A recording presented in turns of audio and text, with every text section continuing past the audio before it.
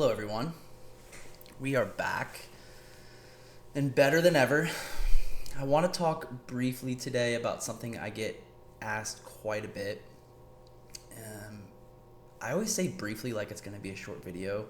This one will probably be a longer video, so take that with a grain of salt. I never know how long these videos are going to be.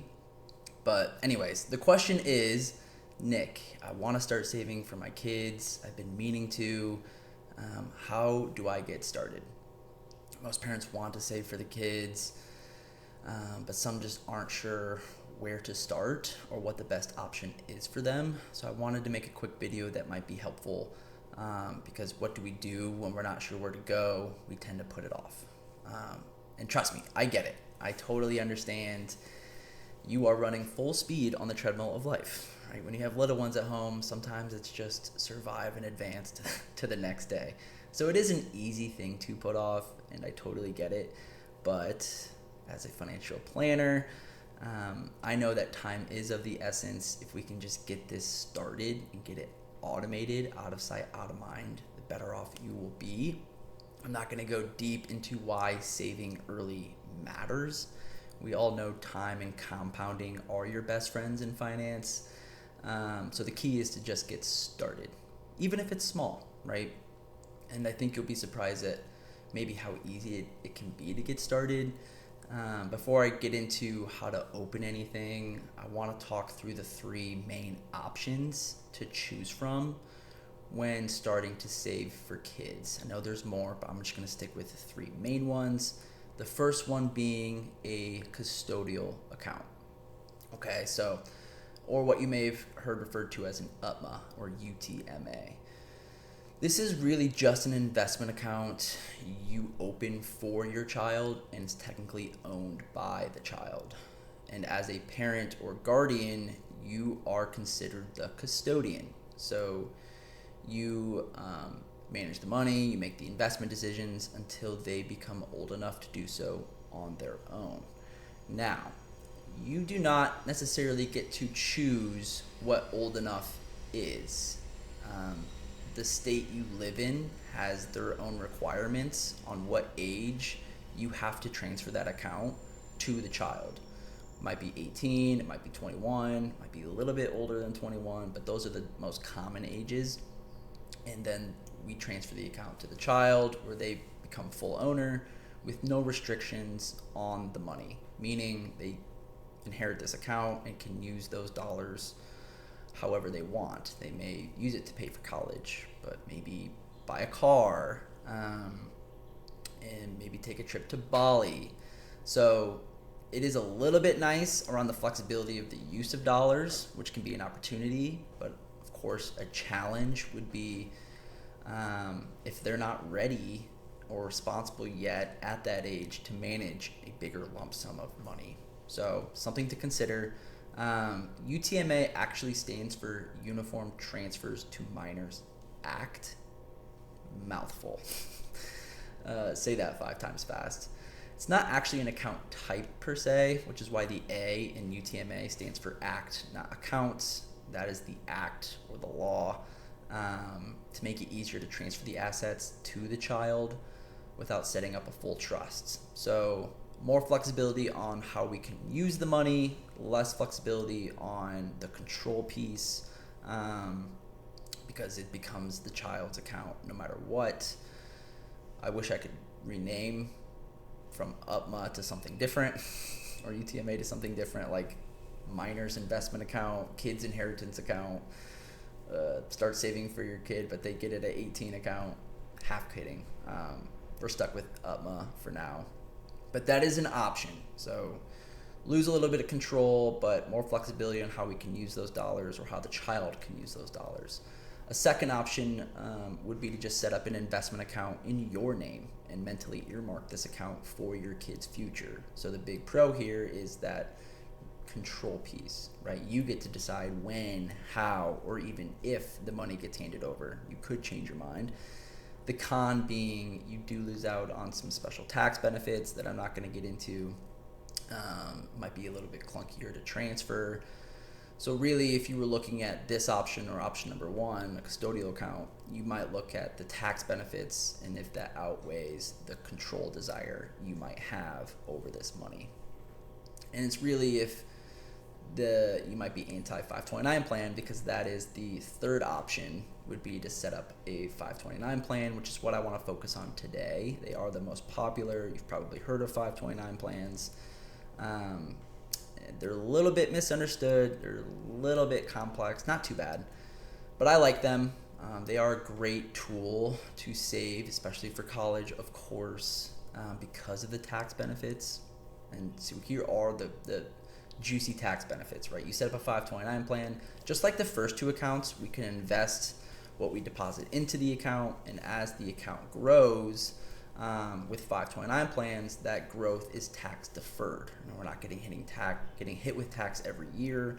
That growth is deferred, and if we use the funds in the 529 plan for qualified education expenses, it comes out tax free.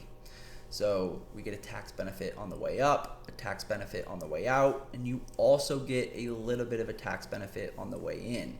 It does depend on the state you live in, but in most states, like Ohio, they do give you a state tax deduction for your 529 plan contributions. And in Ohio, you can deduct up to $4,000 per child per year, which is a little bit confusing.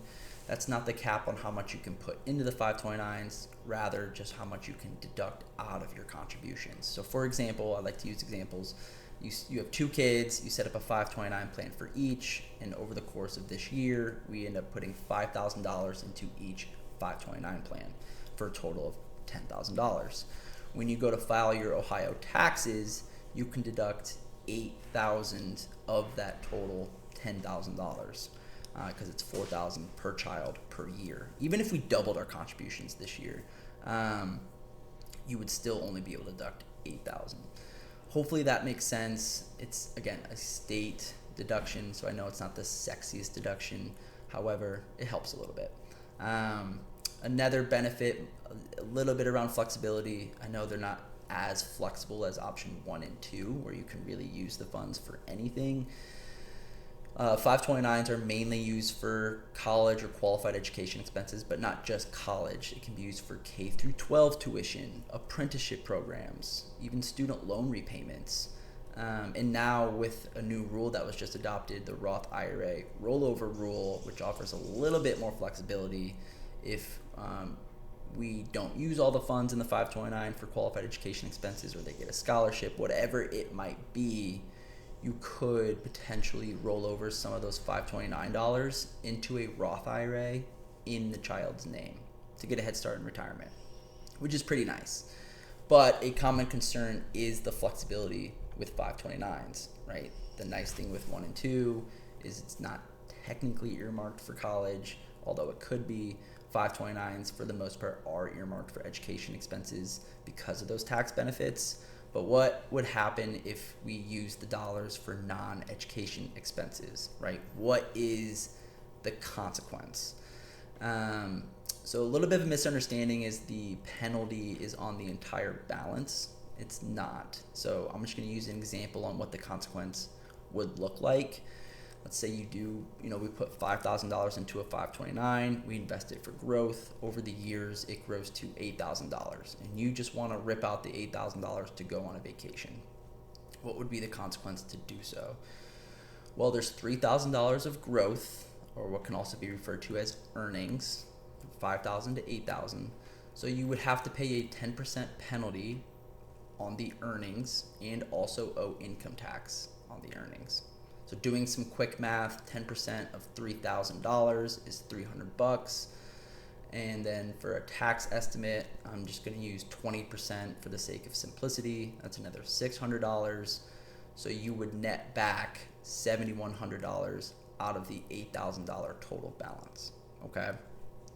Not ideal, but also not the end of the world. Again, it's really about weighing pros and cons with all of these options. You could, as a side note, transfer $529 from one child to the other child's $529 with no consequence. You could also just leave the 529 plan open. This is very long-term thinking, but leave the 529 plan open, and if your child ends up having a child, they could rename the beneficiary on that 529 plan to their child and continue the saving process and growth process inside of that 529. So with that being said, how do you open a 529? Again, I'm gonna just stick with Ohio here. It's easy if you just live in a different state to Google, for example, Michigan 529 plan program. Every state has their own sponsored program, and sometimes we'll have like a different deduction and a little bit different rules, but for the most part, it's fairly similar. But sticking with Ohio, you would go to this website, College Advantage 529. That's our state-sponsored 529. You could also use BlackRock. BlackRock is also an option. Go to BlackRock's website or College Advantage's website, click open account, choose 529, put in your information, put in the child's information, and go through the account opening process. You do not have to go through an advisor to set one up. You can do this on your own. You can also go through an advisor to set one up, whatever is easiest. But the main point here is if going through an advisor is allowing you to push it off, or it's taking longer to set this up, maybe you just go ahead and set one up and start small and feeding it, and then get it reviewed by an advisor, right? Because the main thing here is to just get started. So as you go through the process, you'll eventually come to the investment section to pick an investment fund. So don't overthink this. I'm not going to give any investment recommendations, but most people do end up considering just choosing a target date fund to start. If you're not familiar with what a target date fund is, it's really just a mutual fund or an investment fund that has a target year listed in the name. So target year or target date fund 2030, target date fund 2040, 2045, whatever it might be. That year is going to be the anticipated year they go to college or maybe turn 18. And what that fund will do is be on growth mode in the early years. And as we inch toward that anticipated year, that fund will downshift its approach to a more conservative allocation to preserve the funds in the 529, knowing that we're getting close to making withdrawals from that account.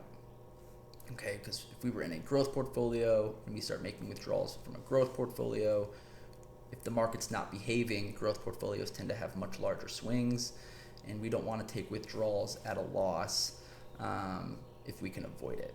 So the best thing to do is really just review the portfolio and review the 529s, especially as we get closer to college, and determine the process for paying and distributions and all those things. So at the end of the day, just review it as you get closer to that anticipated year. One thing I did want to mention is, let's say, you set up a 529 plan in Michigan, you move to Ohio, and you want to keep putting money into the 529 plan. Do you need to change or transfer the 529 into the state-sponsored program like Ohio's, or can you just keep the Michigan 529 plan open and still receive that deduction? This is getting into the weeds a little bit, but it differs. It depends. It depends on the state. It's called tax parity, and there's certain tax parity states. So if you do open a 529 plan in one state and you end up moving, that would be a great time to talk to an advisor to make sure you're getting a deduction if you are continuing to put money into the 529s, and make sure you're doing it the right way. So that's really it. Hopefully it's helpful. If you have any questions or need any guidance, please feel free to reach out. I'd be happy to help. But again, main takeaway here is to just get started. And hopefully this is helpful into just getting something opened and going for the kids.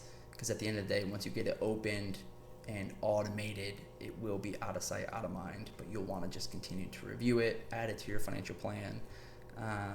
And really, what nice thing with an advisor is, if you have a savings goal, let's say you want to pay for half of college, we can do some reverse engineering on what that monthly contribution would have to be conservatively to reach that goal. So a lot of these nuanced rules that I skipped over, and especially that piece can be helpful to talk with an advisor about, but that shouldn't stop you from just getting one open and starting. So thanks for listening and watching, I suppose, and I'll see you on the next one.